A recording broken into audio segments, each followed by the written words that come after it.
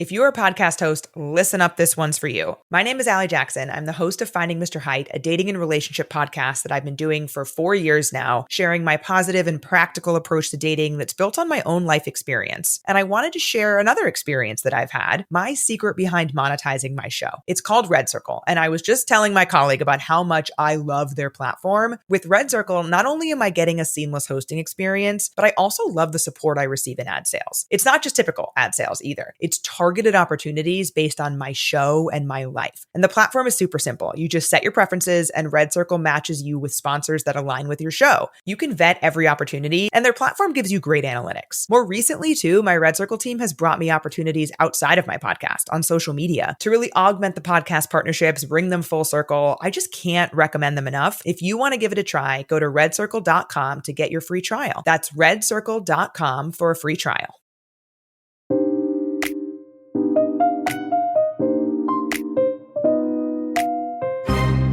Hello, listeners. Welcome to Stars of the Golden Age, a show that highlights the lives of legends from film, music, and the birth of television during Hollywood's golden age and the few years surrounding it. I am your host, Erin Carlson.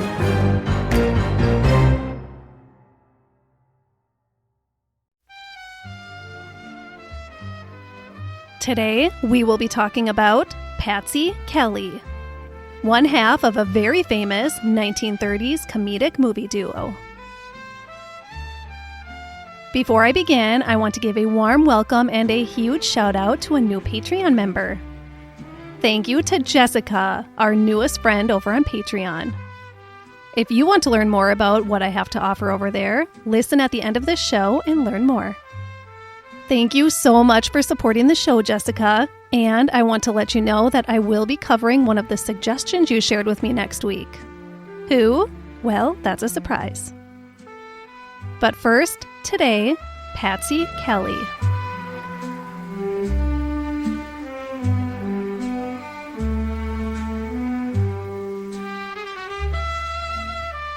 There isn't a lot of valuable information out there about the life of Patsy Kelly, which is really sad to me because she had a truly remarkable life.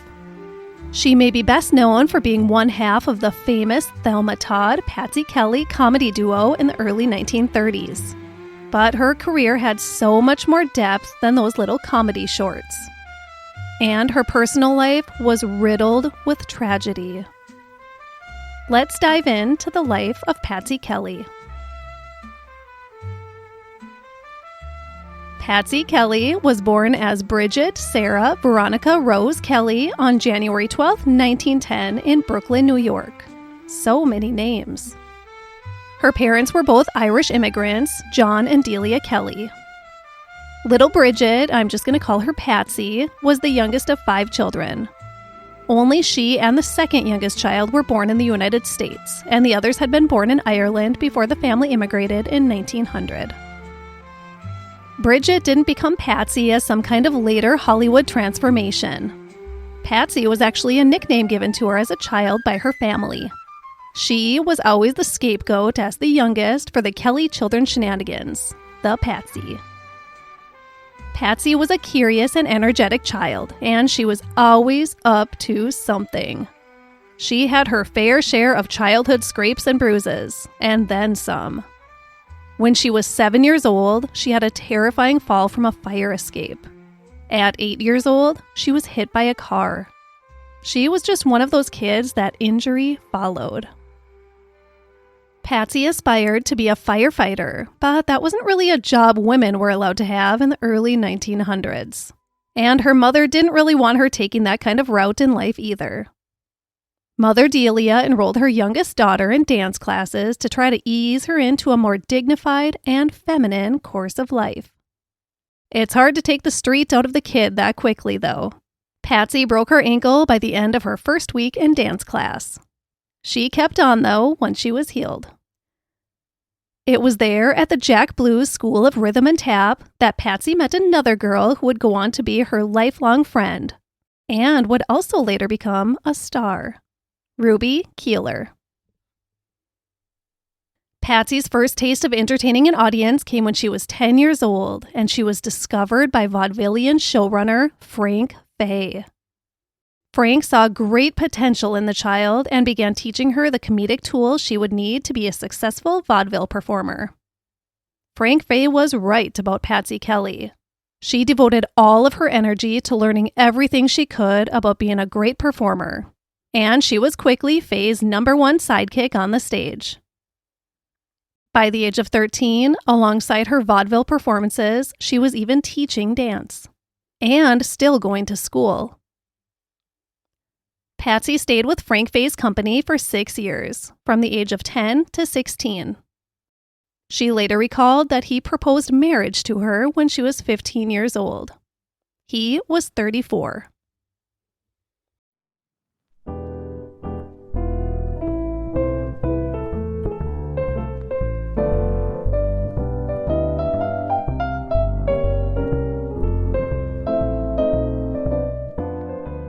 "16-year-old Patsy Kelly wanted to broaden her entertainment horizons. She had her eyes set on the bright lights of Broadway. Patsy made her Broadway debut in 1927 and was instantly a busy and consistent presence on Broadway. She was known to be dependable and very hardworking in the productions that she worked on. Patsy Kelly's film debut came in 1929, the same year of the stock market crash that signaled the start of the Great Depression. The film was a silent picture titled A Single Man, and her role was small and unaccredited, but still, she was in a movie. As Patsy's Broadway career continued to flourish, she was cast in another film, the 1931 comedy short, The Grand Dame. And this was the work that made someone very powerful and very successful take notice. Legendary filmmaker Hal Roach, the man behind Laurel and Hardy and Our Gang, or The Little Rascals. Roach was also responsible for the comedic super team of Thelma Todd and Zazu Pitts. Looking for a replacement for Zazu Pitts in the comedy duo, he had his eye on the talents of Patsy Kelly. She had Broadway obligations to honor that she would never walk away from, but Hal Roach considered her worth the wait.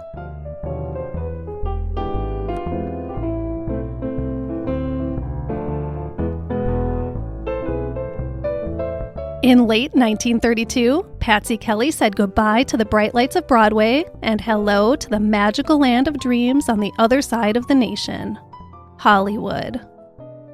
1932 Hollywood was a place of glamour, excitement, change, hope, fame, and fortune. The first talking film was released just 5 years earlier, and the changing landscape of motion pictures was in full swing. Stars like Greta Garbo, Jean Harlow, Joan Crawford, Norma Shearer, and Clark Gable were the kings and queens of Tinseltown. It was a very exciting time in Hollywood history, and Patsy Kelly was right there for it. Hal Roach replaced Zazu Pitts with Patsy Kelly as Thelma Todd's new comedic partner in his film shorts. The first short film that paired them up was 1933's Beauty and the Bus. And they would go on to whip out 23 films together during the life of their partnership. Patsy starred in films outside of her partnership with Thelma Todd as well, as did Thelma. One such early film for Patsy was Going Hollywood with Marion Davies and Bing Crosby in 1933, less than a year after her arrival in Hollywood. Her career was moving along wonderfully.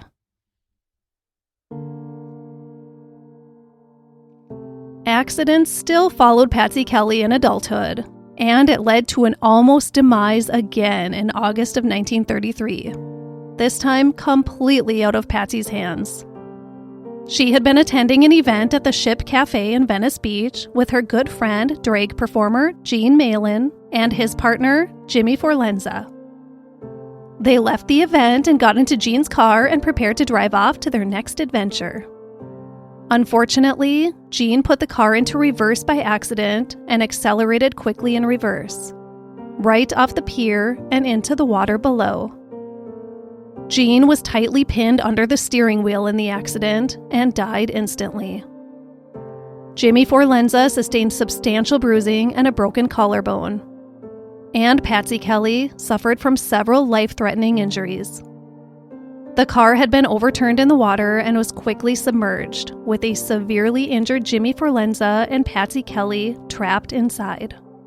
If it wasn't for the quick life-saving efforts of responders, both would have quickly drowned. This event was obviously extremely traumatic for Patsy. Not only had she lost a dear friend in the horrible accident, but she nearly escaped death herself. Gene Malin was only 25 years old at the time of his death. Such a tragedy.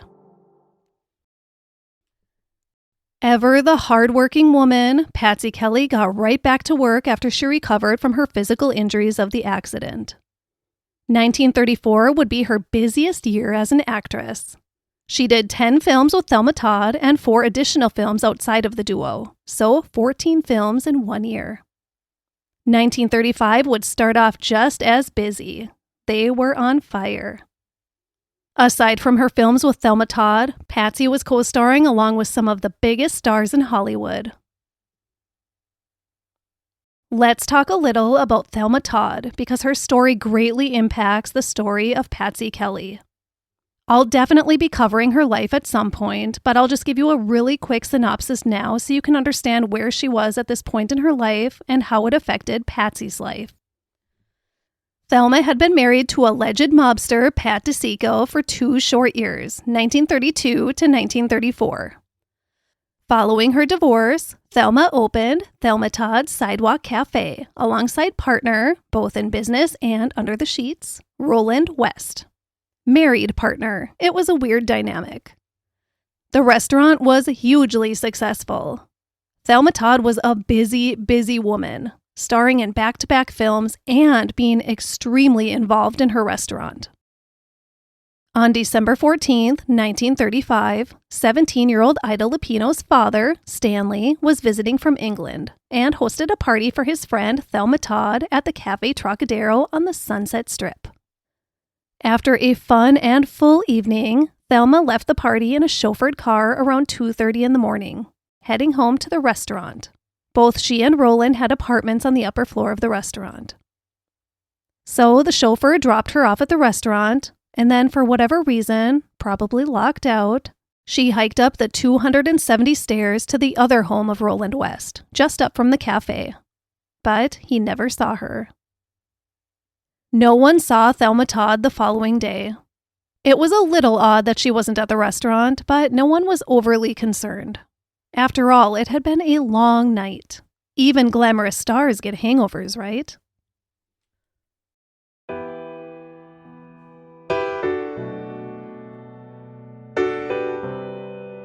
The following morning, her body was discovered in the garage of Roland West's home just up from the restaurant, slumped over the steering wheel of her car that was parked in there.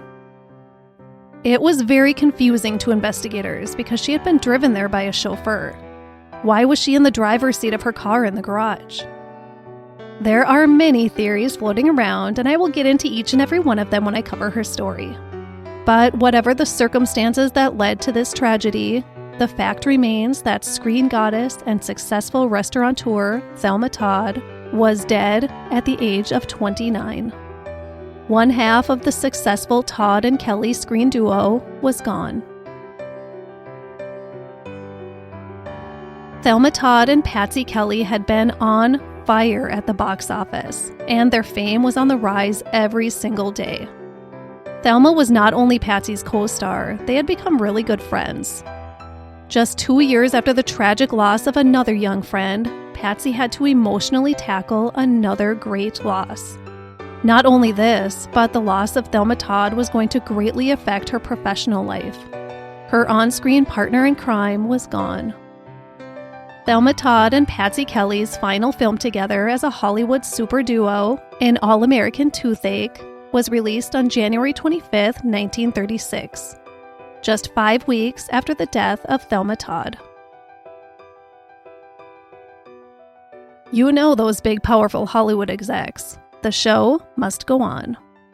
Hal Roach immediately set out to find a new partner for Patsy Kelly, so he could continue to bust out blockbuster shorts with a powerful comedic female duo. He found actress Lita Roberti for the job. Roberti was the new bleach blonde beauty to Patsy's brunette, quick-witted, more everyday, brassy girl type. Patsy has been described along the same comedic lines as Lucille Ball and Carol Burnett, just to give you an idea of her style and image if you aren't familiar with her work. And now, teamed up with Lita Roberti, it was Patsy Kelly's turn to be the top-billed woman of the partnership. Unfortunately, moviegoers just didn't receive this new dynamic as well as they had their beloved Thelma Todd-Patsy Kelly pairing. Patsy and Lita Roberti made 2 films together for Hal Roach in 1936, and Patsy made 4 additional films that year apart from the partnership. It was a new era for Patsy Kelly's career now that she had lost her friend and co-star Thelma Todd. Still, Hal Roach was desperate to find an actress that could be paired with Patsy and have that same box office draw as the Todd-Kelly projects. He replaced Lita Roberti with actress Pert Kelton in late 1936, and it still didn't have the pizzazz that he had hoped for. Nothing could recreate that Todd-Kelly magic. Audiences didn't want a replacement. They wanted Thelma Todd with Patsy Kelly. Roach put Lita Roberti back in with Patsy for 2 more films in early 1937, and audiences were warming up a little more now. That year, 1937, Patsy slowed down a little with her nonstop working schedule, maybe having a little to do with all that tragedy and loss that seemed to keep coming. Well, the universe wasn't done with her yet. Another tragic loss, both to Patsy and countless others in Hollywood, occurred in June of 1937. Patsy's dear friend, Jean Harlow, died from kidney failure at the young age of 26. Another great, ambitious talent gone so tragically young. Just 6 months later, another friend and co-star was also lost in a tragic and unexpected way. 41-year-old actor Ted Healy died after a brutal beating outside of the Trocadero, ironically at the hands of Thelma Todd's ex-mobster husband, Pat DeSico. Only 3 months after Ted Healy's death, comedy partner and friend Lita Roberti tragically died from heart failure, a result of a lifelong heart ailment. She was only 32 years old. 3 more dear friends for Patsy Kelly left to grieve. Within the span of 9 months, she had tragically lost 3 more dear friends. Young friends. Patsy was 27 years old and had already endured so much loss. Outside of her Hollywood friends, Patsy's mother had died in 1930 when Patsy was only 20 years old. So much devastation seemed to transpire in Patsy Kelly's close circle that, after these several losses so close to her in such a short period of time, Patsy began to think maybe it was her. Maybe she was cursed. Maybe her presence was the cause of all of the tragedy around her. It was really, really difficult for her.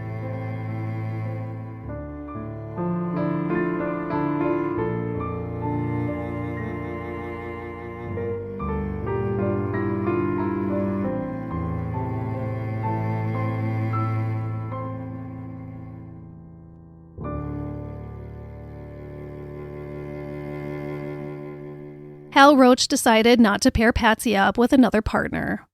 It had been a good run, but the partnerships were just surrounded by too much tragedy. Plus, Hollywood was evolving. The comedy duos that had gripped the world for the last couple decades were starting to subside a bit. The world itself was changing as World War II heated up overseas.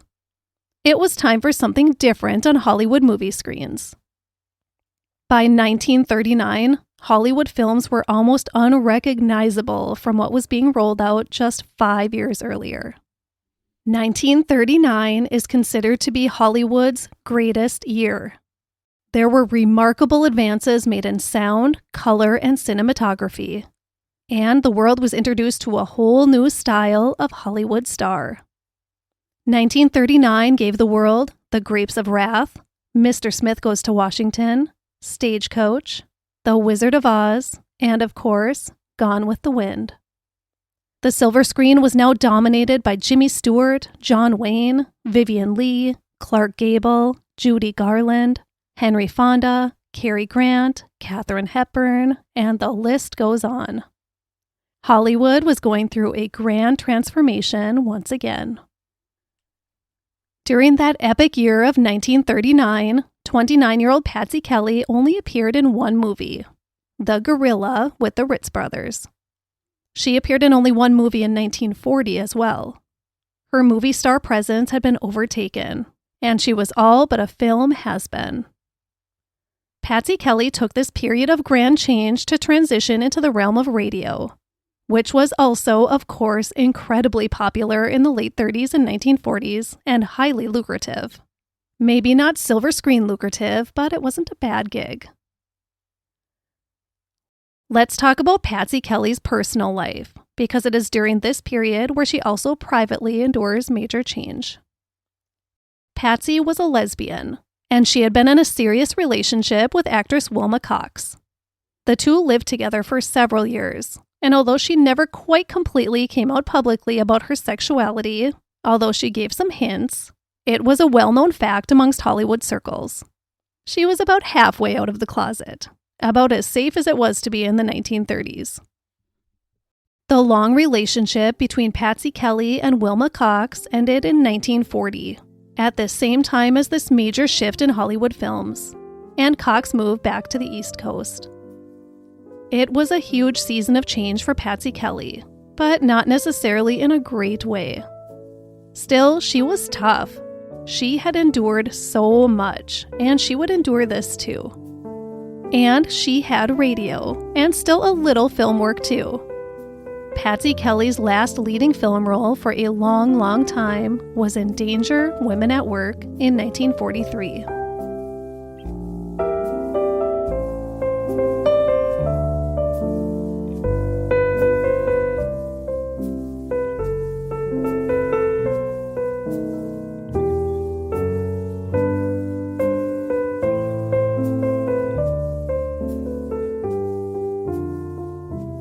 Patsy continued to work steadily in radio throughout most of the 1940s, and she also had a stormy, intermittent relationship with actress Tallulah Bankhead that lasted for several years. Patsy was a monogamous relationship type of girl, and well, Tallulah Bankhead was not so much. So it never really had the chance to develop into anything too serious, but they spent several years in a romantic on-again, off-again cycle. As World War II continued for the first half of the 1940s, Patsy Kelly contributed a great deal of time and energy to the war effort. She entertained troops often, both at the Hollywood Canteen and the Stage Door Canteen. In fact, she had entertained servicemen at the Stage Door Canteen more than any other entertainer during World War II. By the end of the 1940s, Patsy Kelly's film career was pretty much dormant. Her unwillingness to conform to the standard social norms of the day prevented the big Hollywood studios from wanting to take her on. Standard social norms like maximum femininity, focusing on beauty and style first, heterosexuality, dainty ladylike speech, and not wearing pants. She wasn't about to sacrifice her soul to fit into the mainstream film world. And then came the explosion of television in the early 1950s. Patsy stayed fairly busy appearing on variety shows and game shows throughout the 50s. And then, by the start of the next decade, she was really settling in as a television star. In 1960, she appeared in the hit shows Laramie, The Untouchables, and Alfred Hitchcock Presents. She also stepped back onto the big screen in 1960 when she teamed up with Doris Day and David Niven in Please Don't Eat the Daisies, and another movie in 1960, The Crowded Sky. Now 50 years old, Patsy's career was going under quite the revival. Oh, and she was also awarded a star on the Hollywood Walk of Fame in 1960. Privately, Patsy loved to socialize and she loved to entertain. She was an avid cook and she loved good food. She gravitated mostly towards good old home cooking and baked goods, and she loved to share her passion with her friends. Most Sundays were spent entertaining guests. A sample menu Patsy may have served her Sunday guests might have included shrimp cocktail. She once said, "I will go out of my way anytime to get a shrimp cocktail." There might have been roast beef, mashed potatoes, string beans, and sweet potatoes topped with marshmallows. She loved those. Dessert likely would have been peach shortcake or apple and lemon pie. And there would always be bread, probably hot biscuits. "I am mad about bread," she once said while talking about her love of cooking. Patsy also loved watching movies and spent a lot of evenings watching the latest films in movie theaters, sometimes seeing up to 10 movies in a week. Although she loved to socialize, she wasn't one to hit the big Hollywood party scenes. She didn't really enjoy going out. She was happiest in a movie theater or at home with her closest friends. Patsy continued television work throughout the 1960s, including a guest starring role on one of my favorite TV shows, The Dick Van Dyke Show in 1962, and a few more film roles too. Maybe her most recognizable movie role in these revival years of Patsy Kelly's career was her appearance in the 1968 film Rosemary's Baby. That same year, she had a memorable role on the super hit TV show Bonanza. The clips I saw of Patsy Kelly during this period of her career were so enjoyable.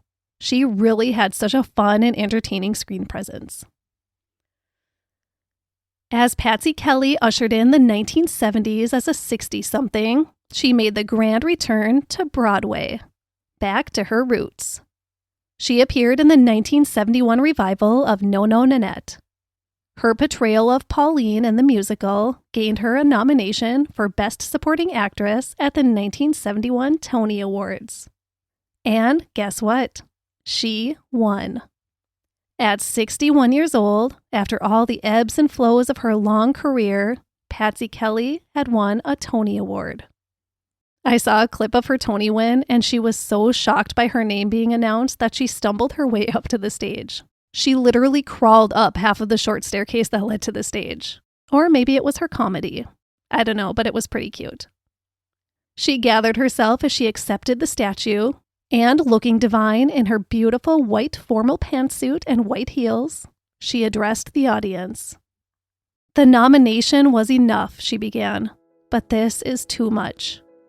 She thanked several people, including her lifelong friend Ruby Keeler, who was a co-star in the production with her. She ended her acceptance speech by saying, "I'm going home now to faint. Goodbye." Receiving the Tony Award had been such a special moment for Patsy, most notably because she received the award at the Palace Theater where the award ceremony was held. It was that very theater, the Palace Theater, where Patsy Kelly made her vaudeville debut at the age of 10. Her feet first hit the stage in that very theater, and here she was being honored with the highest award for stage work in that same theater 51 years later.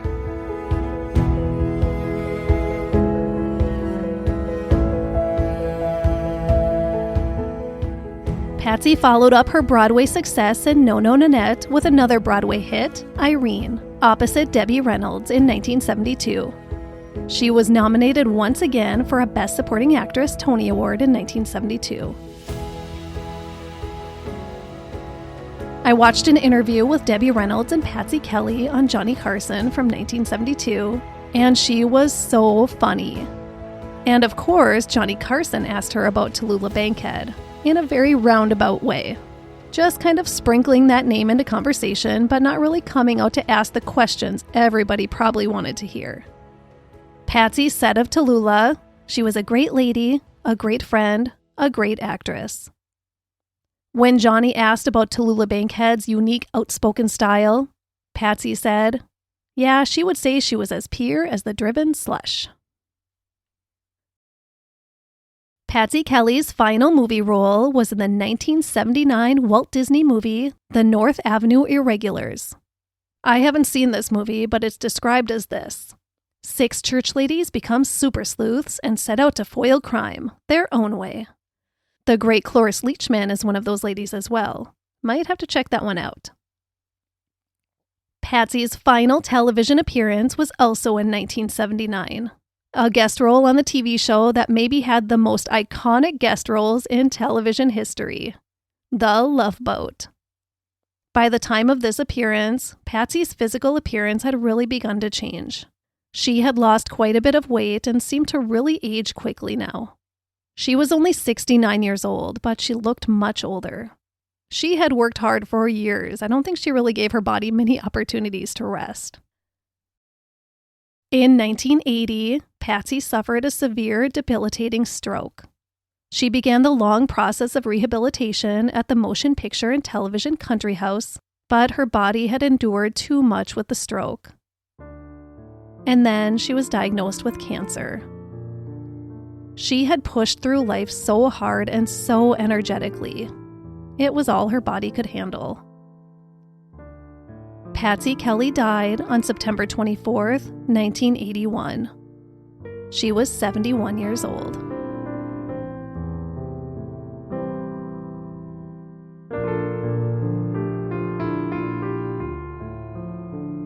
And now I would like to share some other interesting things I learned during my research. I should say. Bullet point number 1. I mentioned that vaudeville showman Frank Fay, the man who introduced her to show business, proposed to her when she was still a teenager. Well, after she said no, she called him Frank one time instead of Mr. Fay, thinking they were maybe on a more casual level, since he asked her to marry him and all. Well, he didn't like that. He fired her. Once he was over his little hissy fit, he took her back in. I wish I could give you more than that, but like I said, there just isn't a whole lot of information out there about her. Which is a real shame because from what I've had the pleasure of learning, it sounds like she was a really remarkable woman. In conclusion, Patsy Kelly's career began at the very young age of 10 years old. She graced the little vaudeville stages, the big Broadway stages, the little screens, the big screens, and the radio airwaves for an impressive 60 years. Reflecting on her own career during the 1960s, Patsy Kelly said, "I laughed from the time I arrived at the studio until I left at night. I was almost ashamed to take a paycheck. In 40-odd years in show business, some years I could do no wrong, and some years I could do nothing right. Show business, I owe it everything. It owes me nothing." Patsy went from one half of one of the most famous comedic film duos to a Hollywood has-been in less than a decade. And then, just when you least expect it, there she is, crawling out of the ashes. Only she was never gone. She was just working her way back to the top. Nothing could hold Patsy Kelly down. Patsy Kelly endured numerous devastating losses.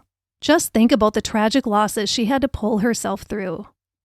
And through it all, she marched through to the other side and just kept giving all she had to her performances. She was tough. She wasn't going to use any of her personal tragedies as an excuse to avoid doing her very best in everything she did. Maybe she did it for them. Maybe most importantly, Patsy Kelly lived the life she wanted to live in a time when it was really, really difficult to do so. She was supposed to love men, and there were men she loved, but not in the romantic way she was supposed to. Her sexuality wouldn't matter one bit today, but it was challenging to live as a gay individual during Patsy Kelly's lifetime.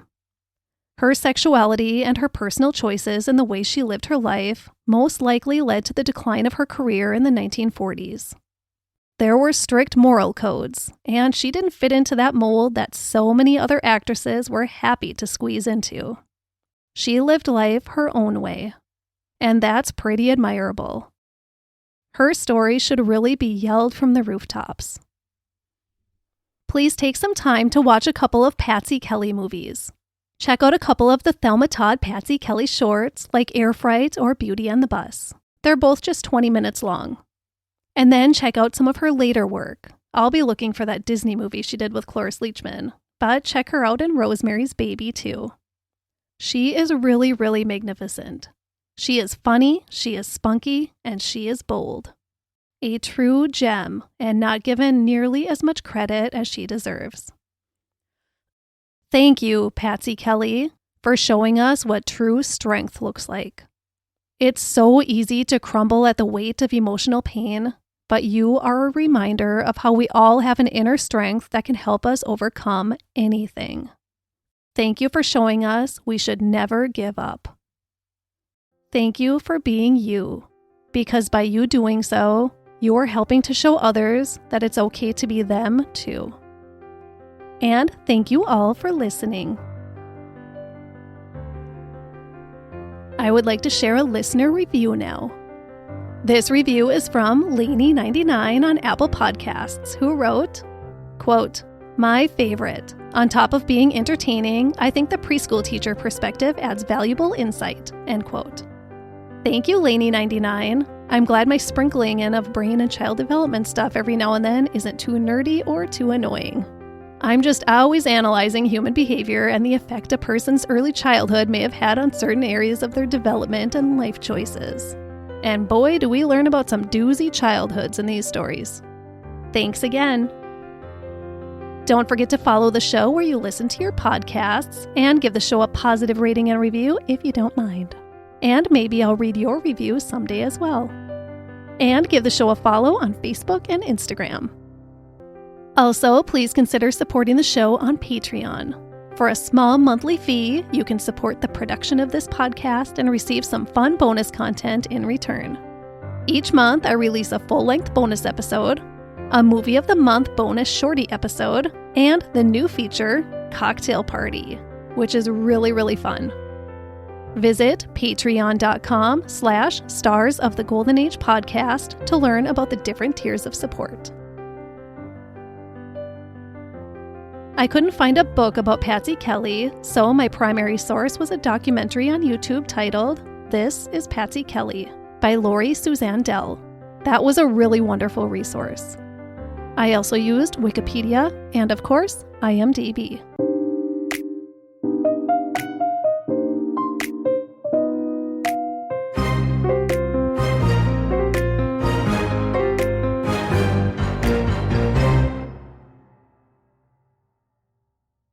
Tired of trying diet after diet without results? Mochi Health offers a long-term weight loss solution personalized to your needs. Our board-certified obesity doctors and registered dietitians provide expert guidance to help you succeed. Eligible patients can access custom-formulated GLP-1 medication at an affordable set price delivered monthly. Take our free quiz at joinmochi.com and use code AUDIO40 for $40 off your first month. That's joinmochi.com. If you're a podcast host, listen up, this one's for you. My name is Allie Jackson. I'm the host of Finding Mr. Height, a dating and relationship podcast that I've been doing for 4 years now, sharing my positive and practical approach to dating that's built on my own life experience. And I wanted to share another experience that I've had, my secret behind monetizing my show. It's called Red Circle, and I was just telling my colleague about how much I love their platform. With Red Circle, not only am I getting a seamless hosting experience, but I also love the support I receive in ad sales. It's not just typical ad sales either. It's targeted opportunities based on my show and my life. And the platform is super simple. You just set your preferences and Red Circle matches you with sponsors that align with your show. You can vet every opportunity and their platform gives you great analytics. More recently too, my Red Circle team has brought me opportunities outside of my podcast on social media to really augment the podcast partnerships, bring them full circle. I just can't recommend them enough. If you want to give it a try, go to redcircle.com to get your free trial. That's redcircle.com for a free trial.